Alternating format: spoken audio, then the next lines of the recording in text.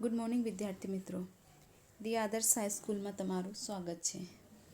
ધોરણ 12 વિષય BA, જેમાં પ્રકરણ 8 નાણાકીય સંચાલન.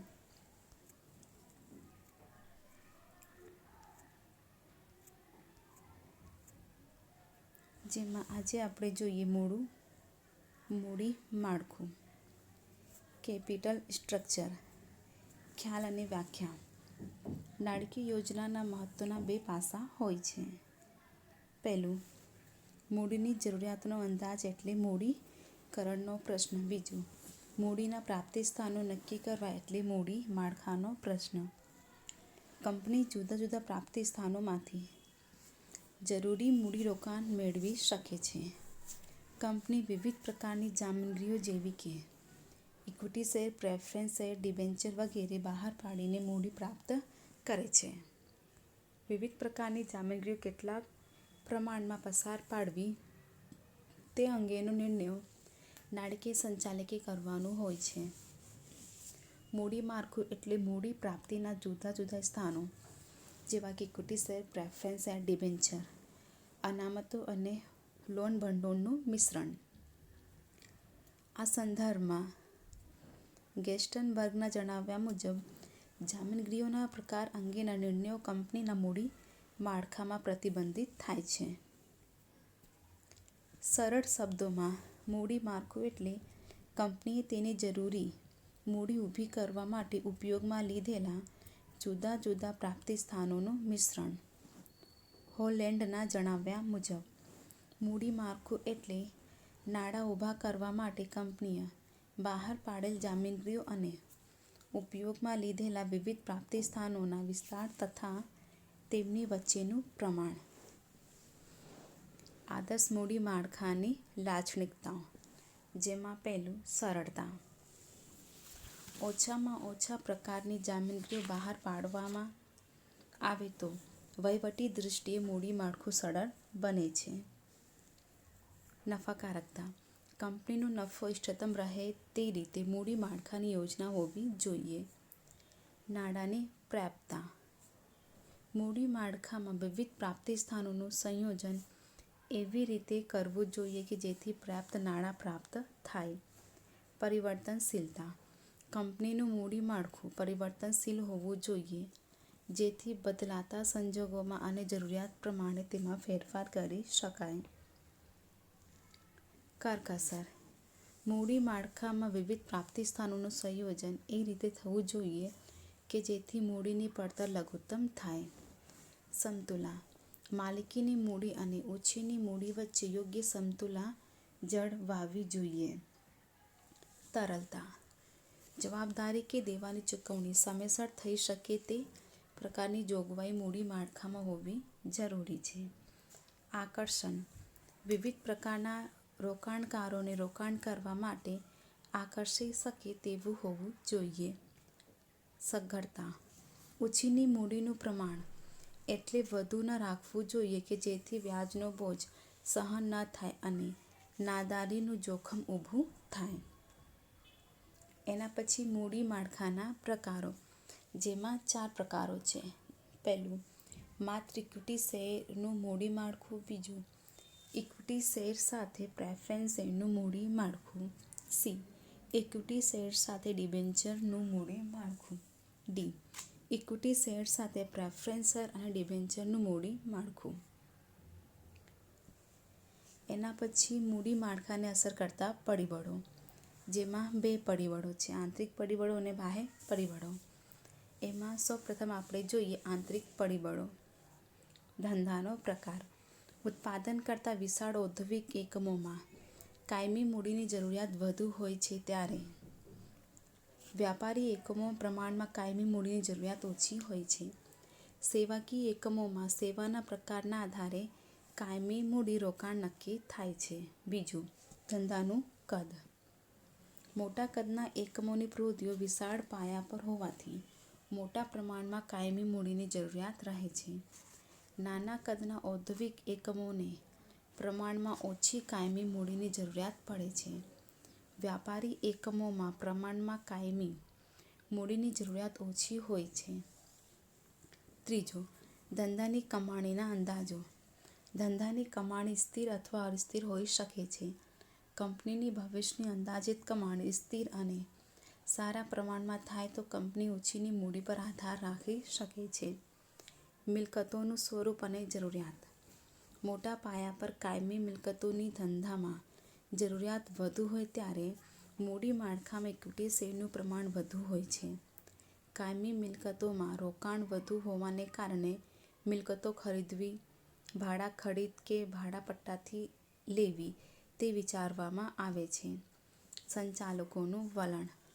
જો કંપનીના સંચાલકોએ કંપની પર તેમનો સંચાલકીય અંકુશ જાળવી રાખવા માંગતા હોય તો તેઓ વધુ પ્રમાણમાં ઇક્વિટી શેર બહાર ન પાડતા પ્રેફરન્સ શેર કે ડિબેન્ચર પર વધુ આધાર રાખે છે. નાણાકીય જરૂરિયાતો. ઓછા પ્રમાણમાં મૂડીની જરૂરિયાત હોય તો માત્ર ઇક્વિટી શેર બહાર પાડીને મૂડી એકઠી કરી શકાય છે, પરંતુ વિશાળ મૂડી ભંડોળની જરૂરિયાત હોય તો વિવિધ પ્રકારની જામીનગીરીઓ બહાર પાડવી પડે છે. આ ઉપરાંત મૂડી માળખું તૈયાર કરતી વખતે લાંબા ગાળાના ધ્યેયો, યોજનાઓ, ભાવિ વિકાસની શક્યતાઓ વગેરે માટે ભવિષ્યની કેટલીક નાણાકીય જરૂરિયાતો રહેશે તે ધ્યાનમાં લેવું પડે છે. મૂડીની જરૂરિયાતનો સમય. જો મૂડીની જરૂરિયાત કાયમ માટે હોય તો કંપની ઇક્વિટી શેર બહાર પાડવાનું પસંદ કરશે.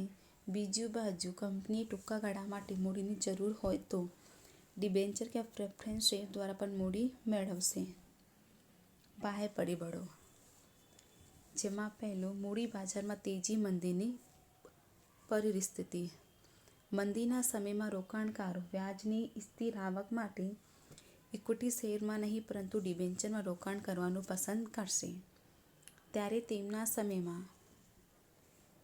તેજીના સમયમાં ઊંચા ડિવિડન્ડની અપેક્ષાએ રોકાણકારો ઇક્વિટી શેરમાં રોકાણ કરવાનું પસંદ કરશે. આ મૂડી માળખાની રચનાનો આધાર મૂડી બજારના પ્રવર્તમાન વલણો ઉપર રહેલો છે. બજારમાં પ્રવર્તમાન વ્યાજનો દર. મૂડી બજારમાં પ્રવર્તમાન વ્યાજનો દર ઊંચો હોય તો ઇક્વિટી શેર બહાર પાડી ભંડોળ મેળવવાનું વલણ રહે છે, કારણ કે ઓછીના મૂડી પર વધુ વ્યાજની ચૂકવણી કંપની માટે બોજારૂપ બને છે. પરંતુ પ્રવર્તમાન વ્યાજના દર ઓછા હોય તો મૂડી માળખામાં ડિબેન્ચરને પણ સ્થાન આપવામાં આવે છે. ત્રીજું, મૂડી પડતર જામીનગીરીઓ બહાર પાડવાનો ખર્ચ. મૂડી ઊભી કરવા માટે જામીનગીરીઓ બહાર પાડવામાં આવે ત્યારે કંપનીએ વિજ્ઞાપનપત્ર બહાર પાડવાનો ખર્ચ, બાંયધરી કમિશન, દલાલી વગેરે ખર્ચાઓ કરવા પડે છે. જેમ આ ખર્ચા વધુ તેમ મૂડી પડતર વધુ. વિવિધ પ્રકારની જામીનગીરીઓ બહાર પાડવામાં ખર્ચા જુદા જુદા હોય છે. જોકે ડિબેન્ચર બહાર પાડવાનો ખર્ચ અન્ય જામીનગીરીઓ બહાર પાડવાની સરખામણીમાં ઓછો આવે છે.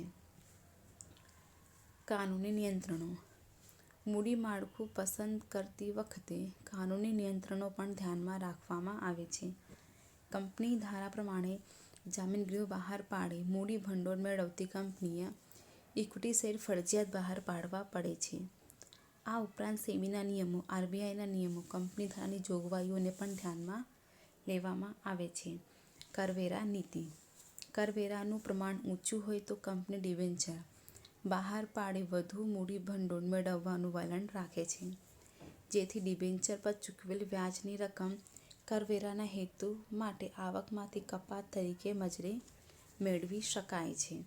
આ જ પ્રમાણે ડિવિડન્ડની આવક કરમુક્ત હોય કે ડિવિડન્ડની આવક પર નીચા દરે કર વસૂલાતો હોય ત્યારે સ્વાભાવિક છે કે રોકાણકારોમાં ઇક્વિટી શેર વધુ લોકપ્રિય બને છે. સંસ્થાકીય રોકાણકારો. વીમા કંપનીઓ, બેંકો, રાજ્ય અને કેન્દ્ર સરકારની નાણાકીય સંસ્થાઓ વગેરે તેમના સ્થાપિત નિયમો અને શરતોને આધીન રહી કંપનીઓના શેર અને ડિબેન્ચરમાં રોકાણ કરે છે.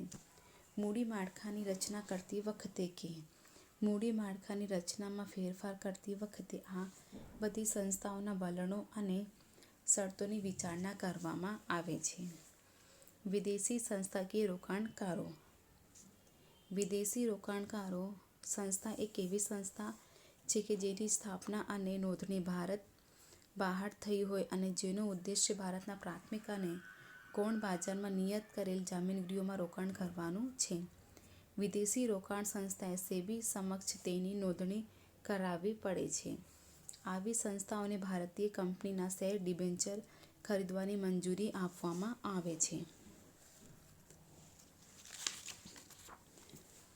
એના પછી કાર્યશીલ મૂડી એટલે વર્કિંગ કેપિટલ.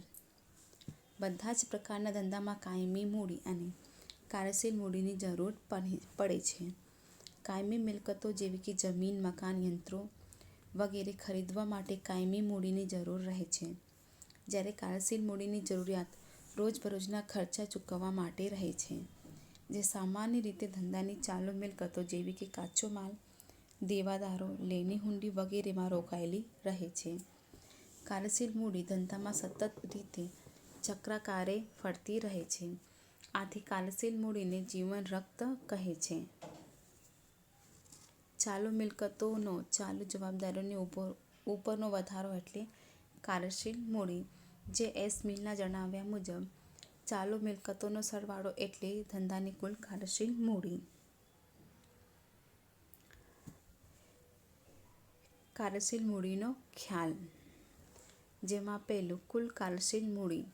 ધંધાની ચાલુ મિલકતો જેવી કે કાચા માલ અને તૈયાર માલનો સ્ટોક, દેવાદારો, લેણી હુંડી, ટૂંકા ગાળાની જામીનગીરીઓ વગેરેમાં કુલ રોકાણનો સરવાળો એટલે કુલ કાર્યશીલ મૂડી. કુલ કાર્યશીલ મૂડી બરાબર કુલ ચાલુ મિલકતો. બીજું, ચોખ્ખી કાર્યશીલ મૂડી. ચાલુ મિલકતો બાદ ચાલુ જવાબદારીઓ એટલે ચોખ્ખી કાર્યશીલ મૂડી. ચોખ્ખી કાર્યશીલ મૂડી બરાબર ચાલુ મિલકતો માઇનસ ચાલુ જવાબદારીઓ. જ્યારે ચાલુ જવાબદારીઓ કરતાં ચાલુ મિલકતોનો વધારો હોય તો તેને હકારાત્મક કાર્યશીલ મૂડી કહે છે અને જ્યારે ચાલુ મિલકતો કરતાં ચાલુ જવાબદારીનો વધારો હોય તો તેને નકારાત્મક કાર્યશીલ મૂડી કહે છે. એના પછી કુલ કાર્યશીલ મૂડી અને ચોખ્ખી કાર્યશીલ મૂડી વચ્ચેનો તફાવત, જેમાં પહેલો અર્થ. કુલ કાર્યશીલ મૂડી એટલે ચાલુ મિલકતો જેવી કે લેણી હુંડી, દેવાદારો, ટૂંકા ગાળાની વેચાણપાત્ર જામીનગીરીઓ, બેંક સિલક રોકડ વગેરેનો સરવાળો.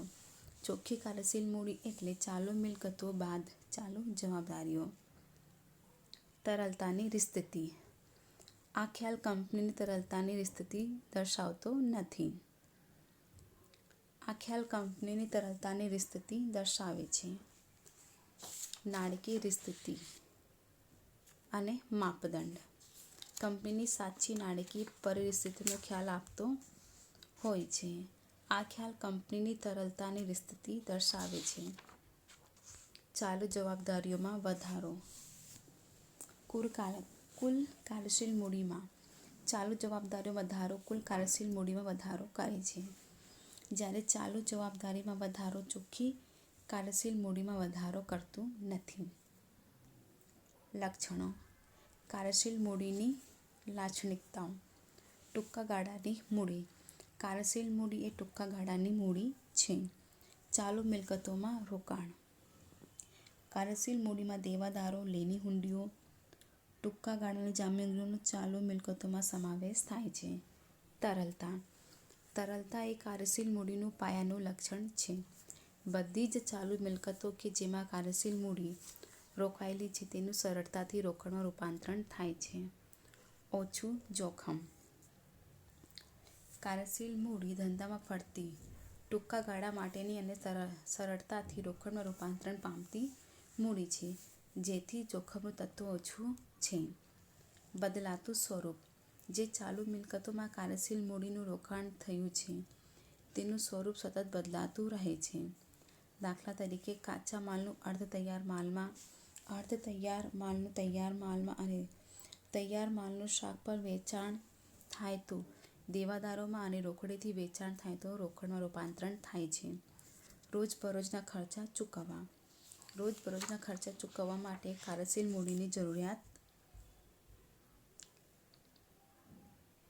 મૂડીની સતત જરૂર રહે છે. ઘસારો નહીં. ધંધામાં ફરતી મૂડી અને તેનું સ્વરૂપ સતત બદલાતું હોવાથી ઘસારો ગણાતો નથી. ધંધાના પ્રકાર અને સ્વરૂપ પ્રમાણે જરૂરિયાત. કાર્યશીલ મૂડીની જરૂરિયાત ધંધાના પ્રકાર અને સ્વરૂપ પર આધાર રાખે છે. આથી દરેક ધંધામાં તેનું પ્રમાણ જુદું જુદું હોય છે. કાર્યશીલ મૂડીને અસર કરતા પરિબળો. ધંધાનો પ્રકાર અને સ્વરૂપ. કાર્યશીલ મૂડીની જરૂરિયાત ધંધાના પ્રકાર અને સ્વરૂપ પર આધાર રાખે છે. દાખલા તરીકે, જે વ્યાપારી એકમોને મોટા પ્રમાણમાં માલનો સ્ટોક રાખવો પડતો હોય અને શાક પર વેચાણ કરવું પડતું હોય તેમને કાર્યશીલ મૂડીની વધુ જરૂર પડે છે. જ્યારે ઉદ્યોગના સ્વરૂપ પ્રમાણે કાર્યશીલ મૂડીનું પ્રમાણ બદલાતું રહે છે. દાખલા તરીકે, ગેસ કંપની, વિદ્યુત કંપનીને ઓછી કાર્યશીલ મૂડીની જરૂર પડે છે. જ્યારે શ્રમપ્રધાન ઉદ્યોગમાં કાર્યશીલ મૂડીની વધુ જરૂર રહે છે. ધંધાનું કદ. જેમ ધંધાનું કદ નાનું તેમ કાર્યશીલ મૂડીની જરૂરિયાત ઓછી રહે છે અને જેમ ધંધાનું કદ અને વ્યાપ વધારે તેમ કાર્યશીલ મૂડીની જરૂરિયાત વધારે રહે છે. ઉત્પાદન ચક્ર. કાચા માલની ખરીદી અને તૈયાર માલનું ઉત્પાદન થાય તે બે વચ્ચેનો સમયગાળો એટલે ઉત્પાદન ચક્ર. ઉત્પાદન ચક્રનો ગાળો લાંબો હોય તો કાચા માલ અને અર્ધ તૈયાર માલમાં કાર્યશીલ મૂડી રોકાયેલી રહેતી હોવાથી તેની જરૂરિયાત વધુ રહે છે. દાખલા તરીકે, સુતરાઈ, કાપડ અને શણ ઉદ્યોગમાં ઉત્પાદન ચક્રનો ગાળો લાંબો હોવાથી વધુ કાર્યશીલ મૂડીની જરૂર રહે છે. જ્યારે બેકરી અને ડેરી ઉદ્યોગને ઉત્પાદન પ્રક્રિયાનો સમયગાળો ટૂંકો હોવાથી પ્રમાણમાં ઓછી કાર્યશીલ મૂડીની જરૂર રહે છે. ઉત્પાદન નીતિ અને માંગનો પ્રકાર. ઉત્પાદિત વસ્તુની માંગ મોસમી માંગ હોય અને ધંધાકીય એકમ આખા વર્ષ દરમિયાન સ્થિત ઉત્પાદનની નીતિ રાખતું હોય તો કાર્યશીલ મૂડીની વધુ જરૂર રહે છે. દાખલા તરીકે, ગરમ કાપડા ઉત્પાદન કરતી કંપનીઓ મોટાભાગે બારેમાસ ઉત્પાદન ચાલુ રાખે છે જ્યારે વેચાણ શિયાળાની ઋતુમાં જ થાય છે. કાચો માલનો સંગ્રહ.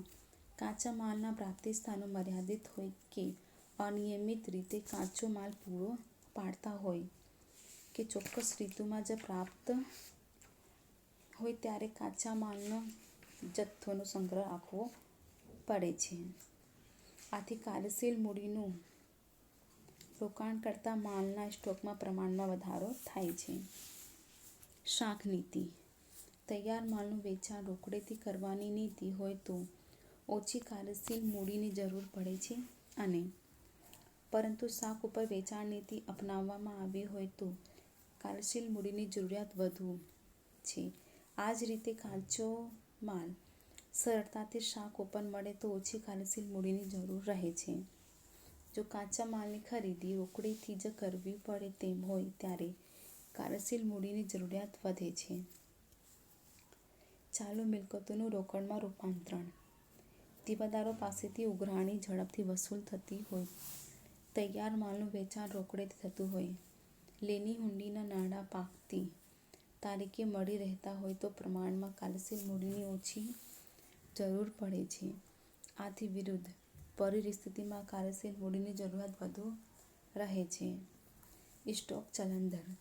તૈયાર માલના સ્ટોકનો ચલન દર ઊંચો હોય તો કાર્યશીલ મૂડીની જરૂરિયાત ઓછી રહે છે અને સ્ટોક ચલન દર નીચો હોય તો કાર્યશીલ મૂડીની જરૂરિયાત વધુ રહે છે કારણ કે કાર્યશીલ મૂડી તૈયાર માલમાં રોકાયેલી રહે છે. કામગીરીની કાર્યક્ષમતા.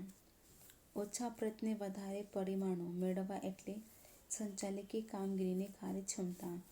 ઉપલબ્ધ સાધનોનો કાર્યક્ષમ ઉપયોગ અને બગાડ ઓછો કે દૂર કરી અને ઉઘરાણી ઝડપી બનાવીને કાર્યશીલ મૂડીની જરૂરિયાત ઘટાડી શકાય છે.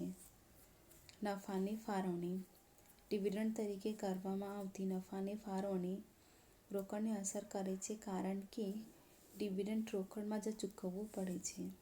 કંપની તેના નફાનો મોટો ભાગ ડિવિડન્ડ તરીકે ફાળવતી હોય ત્યારે ધંધામાંથી રોકડ વધુ બહાર જતી હોવાથી કાર્યશીલ મૂડીની વધુ જરૂર પડે છે. કાયમી મૂડી. આ પોઈન્ટ અભ્યાસક્રમમાંથી બાદ કરેલ છે.